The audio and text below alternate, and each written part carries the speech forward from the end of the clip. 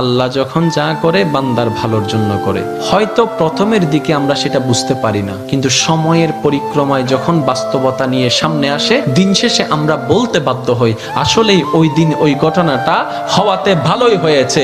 আল্লাহ কখনো বান্দার ক্ষতি চাই না।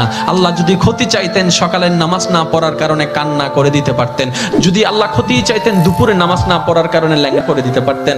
আল্লাহ সেটা চান না। আল্লাহ চাই বান্দার সব সময় ভালো। আর মা তো দেখেন জন্ম দেওয়ার কারণে সন্তানের তো অপরাধ করার পরও মা সন্তানের প্রতি কতই ভালোবাসা, কতই মায়া, বাবার কাছ থেকে সন্তানের পিঠকে বাঁচাই ফেলছে, এরকম হাজারো মা আছে ওই মায়ের জন্য।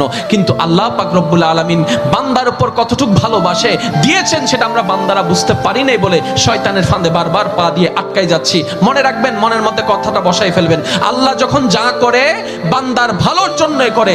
একদিন না একদিন সেই ভালোটা আপনার বিবেকে এবং মনে প্রমাণ হয়ে সামনে চলে আসবে। আমি বুঝাতে চাচ্ছি আমাদের সাথে সবচেয়ে কানেকশন কার বেশি ভালো থাকতে হবে, বান্দা হিসেবে আল্লাহর, উম্মত হিসেবে নবী রাহমাতুল লিল আলামিনের। এখানের ভিতর যে কেউ চাইলে জীবন সাজাই ফেলতে পারবে। আমি বলছি